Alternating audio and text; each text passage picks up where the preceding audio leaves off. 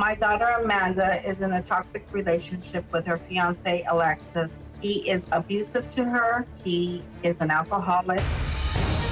My daughter Amanda does whatever her fiance Alexis tells her to do. Alexis is physically abusing my daughter. I've seen the bruises. I cannot figure out why she just won't leave him. I want to be very clear. I'm doing this show for two reasons, the children. Do you think the children have been traumatized by this? Yes. My granddaughter is just terrified of any sudden noises. She has woken up in the middle of the night crying and slapping herself. I don't trust my mom's intentions. My mom only sees the bad. We fight, we argue, we get loud. I don't think he's physically hurt me in an abusive way. Just look right here, I have all these bruises. The bruises are from when CPS took my children.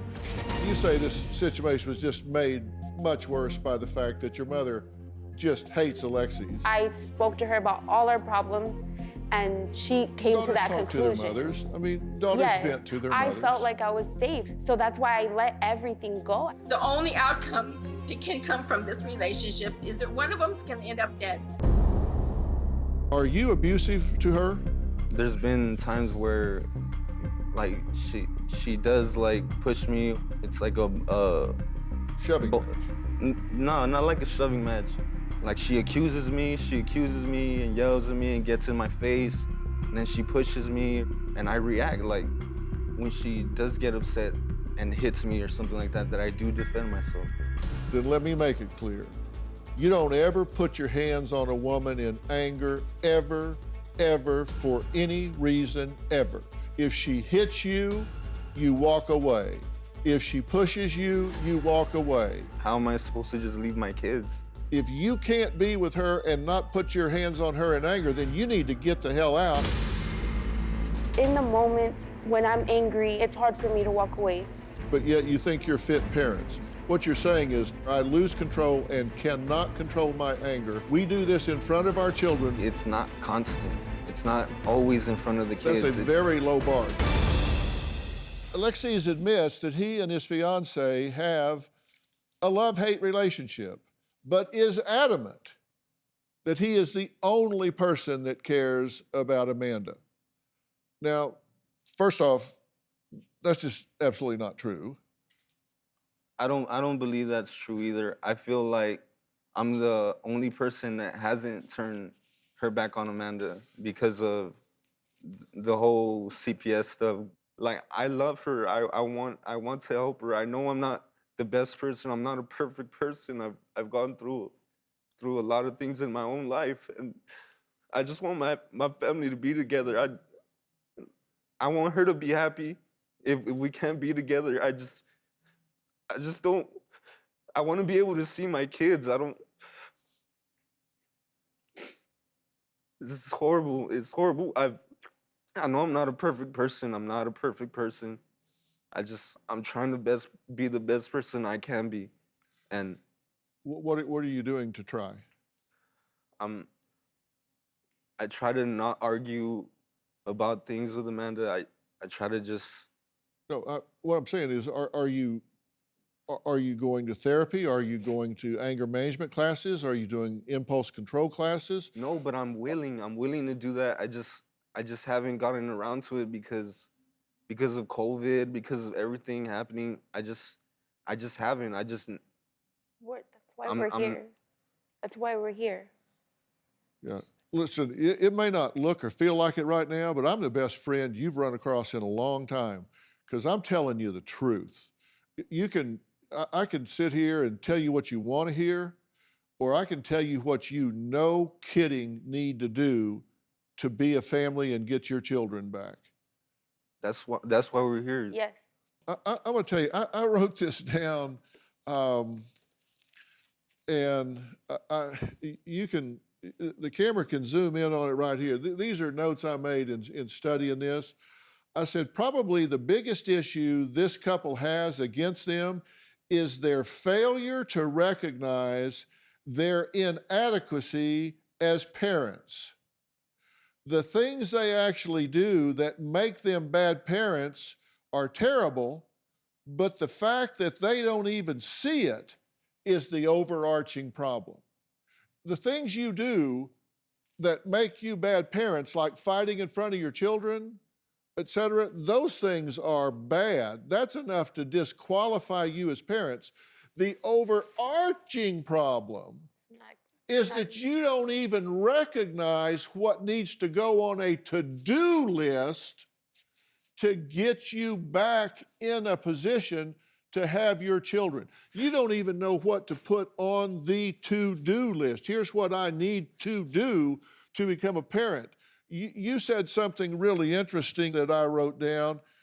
You said, I'll do anything to get them back and have them, and I know I can because I love them. You don't have a place to live. You don't have the ability to pay for a place to live, but you know you can because you love them. You got to have a job. You got to have the ability to pay.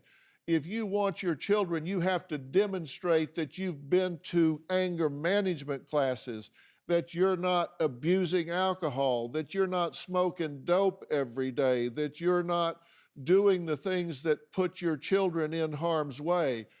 You got to step up, man up, and do what you have to do, where people can say, I will trust these tiny human beings behind closed doors with this man, that he's not going to blow off steam, get drunk. That ain't happening while I'm involved. I'll go to the ends of the earth to make sure you don't have a chance to hurt one of these children. And I'll fight till the ends of the earth for you to get them back when you do the things you need to do. But to just say, I love them, that's why I need them back. And you're making excuses for him. I took a piece out of your videotape. Play the piece out of her videotape.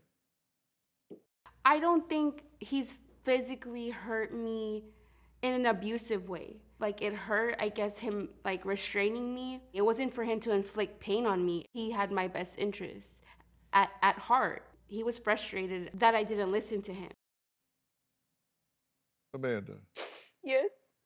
what are you thinking right now? I'm thinking about what you just said about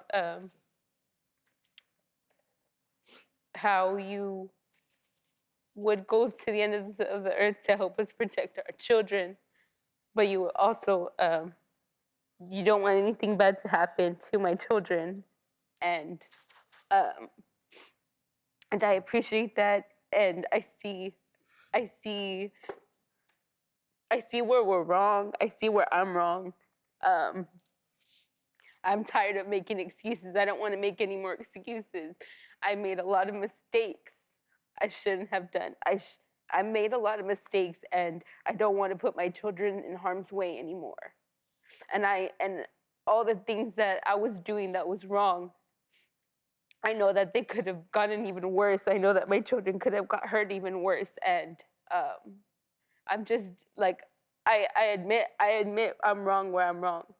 I admit I'm wrong where I'm wrong, and I don't want to fight I don't want to fight against my help. I really want help. I really want help. And I know that might not mean that I get my kids back right now, right away, but like, whatever I have to do to be the best mom, that's what I'm gonna do, period. That's what I'm gonna do. And you can do that. I know. And I know. I love my children so much. I love making memories with them. I love being with my children. I hate to see the faces of the people that I've been hurting. It's hard. there are a lot of things that have to be cleared up. Just the things that you've admitted. You say the relationship is rocky at times. We get into heated arguments. We call each other's names. We cheat on each other. We smoke marijuana during last pregnancy. You're currently smoking marijuana and drinking 2 to 3 times a week. Just October 30th of 20, you say I went to a 3-hour OBGYN appointment to buy a Halloween costume and got drunk. 11/16/20, you stormed into your mom's house to take the children. A shoving match with your mom, police intervened, you grabbed the children, then you moved into Alexis' parents' home. Then the Department of Family and Protective Services determined you couldn't be alone with the children, instituted a safety plan with Alexis' mom, had to supervise. 1/1/21 New Year's Eve party. Alexis is in a fight. You're pulled over by the police, arrested for possession of marijuana. Then 1/11/21, you break the safety plan, goes with children to Alexis' work because there's nowhere else to go. So all four of you go to his job and just sit there. This is no way to live. These are just the things that, just in the process of your interview, these are just things that you admitted are going on. This is what these children are growing up in. That's drama. You could just write drama across the whole drama, drama, drama, drama, drama, drama, drama, drama, drama. You're better than that, Amanda. Alexis, the allegations that Annalisa has made against the two of y'all is a mile long. She says you weren't even at the birth of your son because you were too drunk. I was at the birth of my son, but it was because of COVID that Amanda didn't want me to go. That's not what the mom said. She says That's you're not in and true out of at the all. children's lives, that I'm always there for the kids. Anytime that Amanda has left with the kids to Annalisa's house, what she's been living in, there's no men in her house. They alienate men. They alienate me. They make Amanda feel like she doesn't need to be with me, that she can raise the kids. All she has to do is put me on child support and this and that about child she support. says you're only around when Amanda has money, that you're all living in one tiny room with horrible conditions, you don't bathe the children, that you guys physically fight, argue in front of the children, that you are physically I bathe the abusive. children. We take turns bathing the children. We watch one of the kids while the other person bathes the child. These allegations don't make any sense. She's yanked my Why was daughter your daughter off out of, traumatized? She was afraid of loud noises. like, when did that? Annalisa, what are you talking about? You said when you got her, she was traumatized. She is traumatized, and my daughter has even admitted and witnessed the trauma. My daughter said that began when she would hide in the car and Alexis would attack the car. He would hit the car, bang the car, God knows what else. I don't know.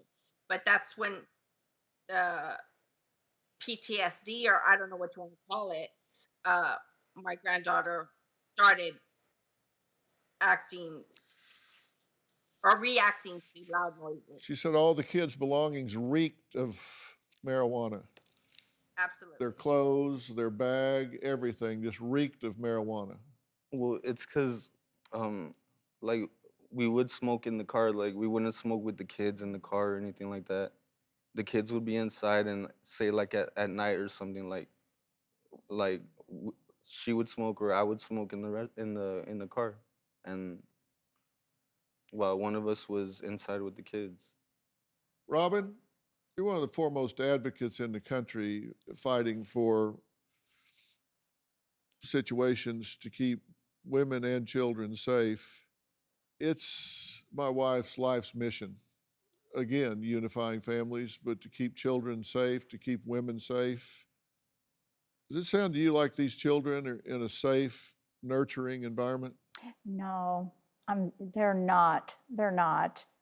And Amanda, you're not either. I'm sorry. But they're not in a safe environment. When an 18-month-old little girl wakes up in the middle of the night in her sleep screaming, she's traumatized.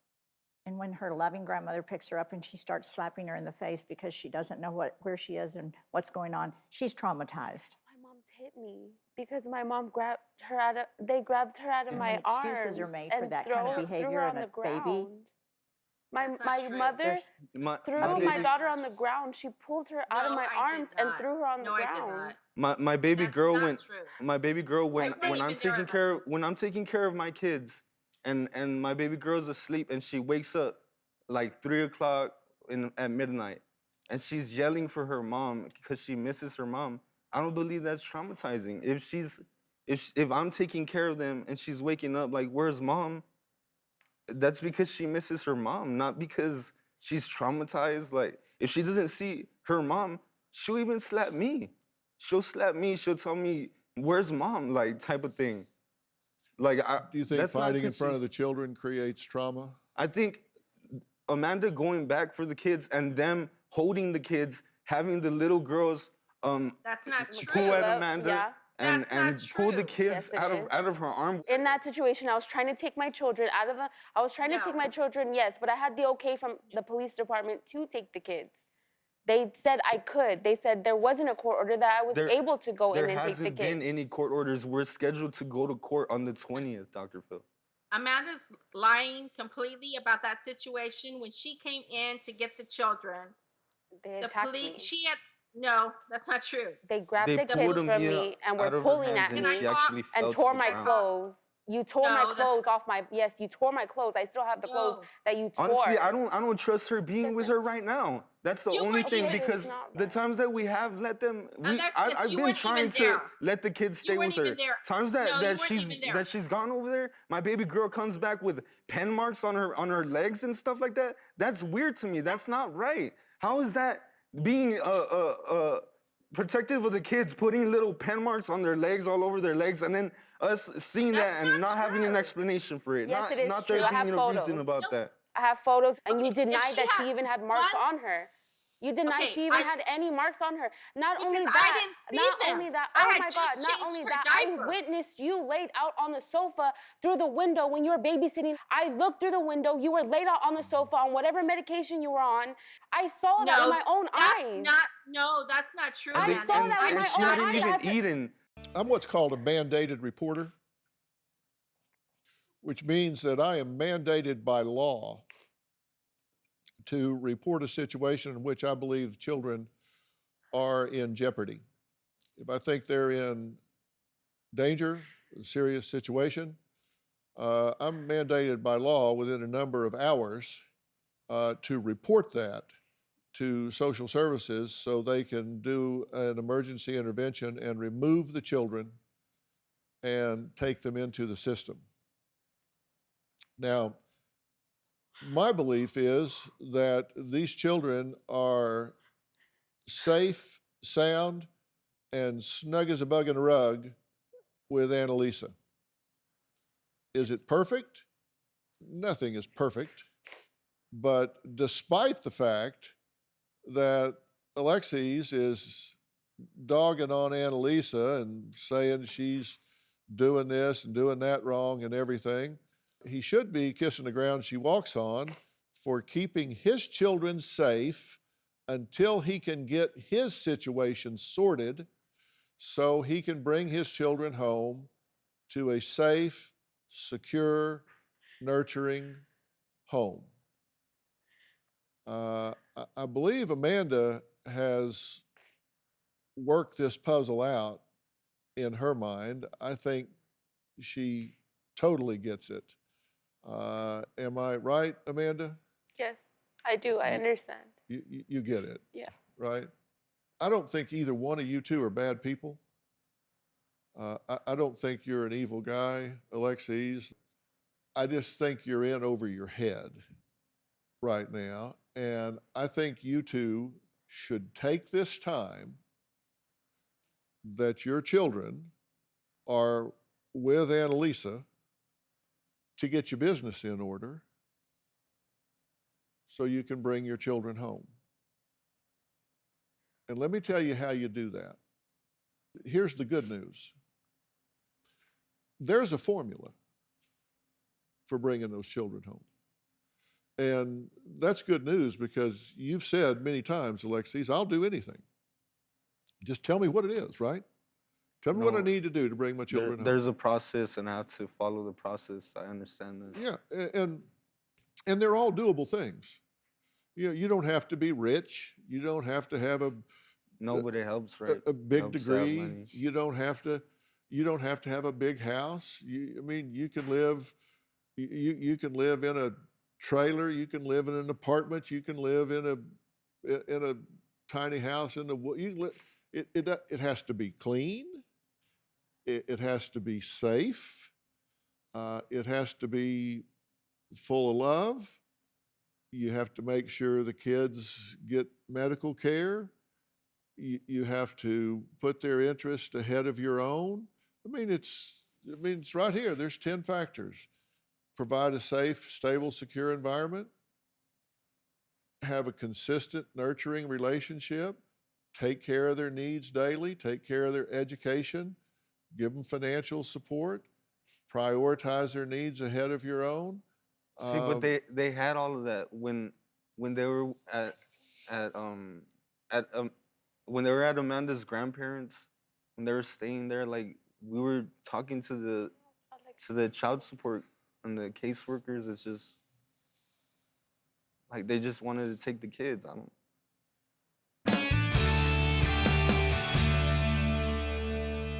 Let me tell you, the social services don't want to take your kids. They don't have room for your kids. They don't have the money for your kids. They don't want your kids. They only take kids because the kids are in jeopardy. And if you demonstrate these 10 factors, they will gladly bring those children back to you. But it wasn't like I wasn't in the picture, Dr. Phil. What the caseworkers wanted was for one of us to not be around till we did the safety plan. So that's what we were doing. We were abiding by the child support. I wasn't at Amanda's grandparents' house. Alexis, he's just trying to help us, Alexis, please. I know. Please stop arguing. Stop going back and forth. He knows everything we know. Just please listen to the 10 things we need to do to get the kids. Just listen. Like, I know. I understand that.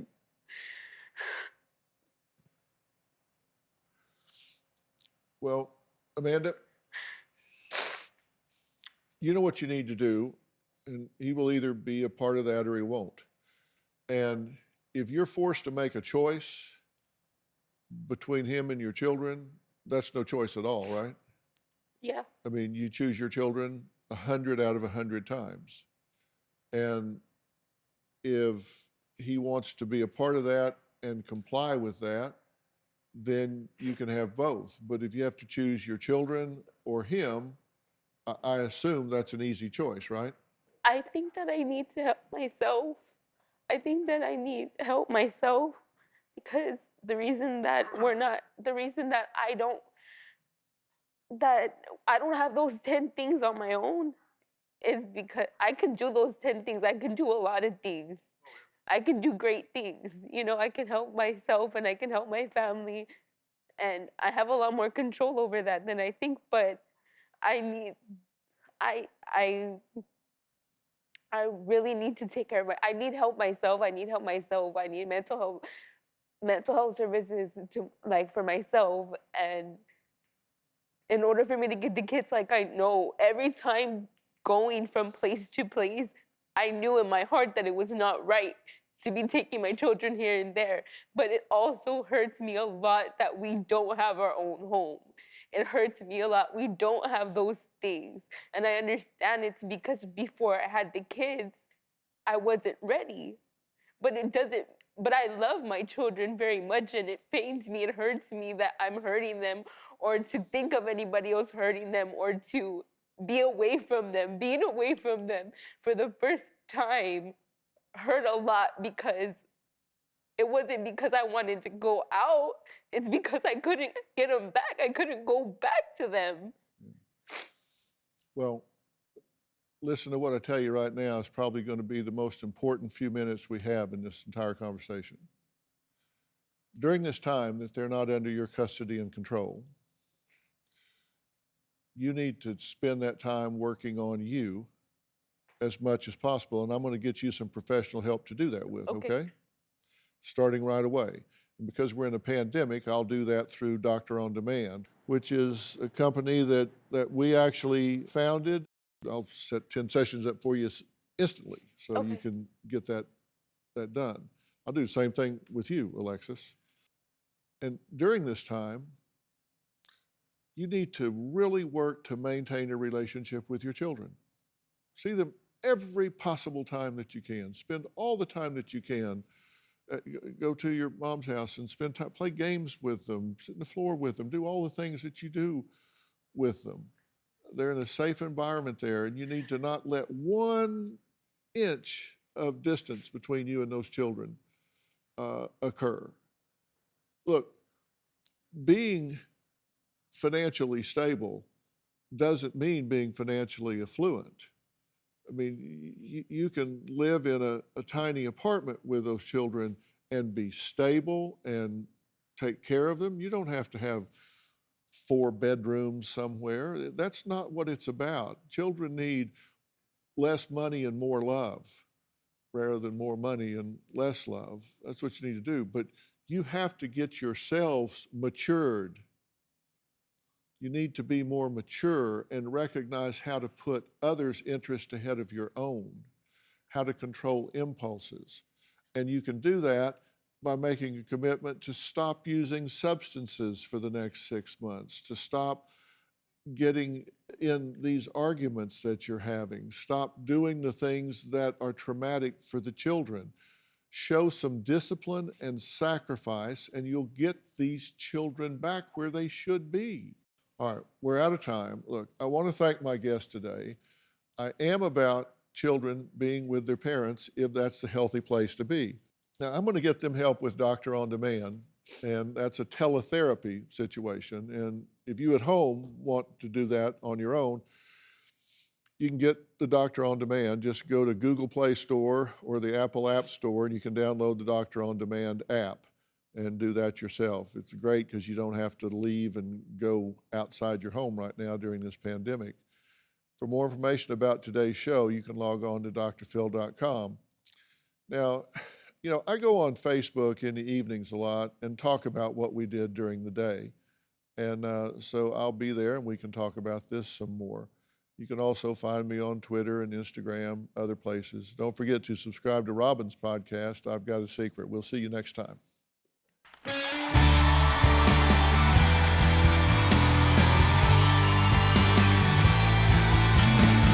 Even recognize what needs to go on a to-do list to get back your children. I witnessed you laid out on the sofa when you were babysitting. No, that's not true. You are talking your children right into foster care. New Dr. Phil.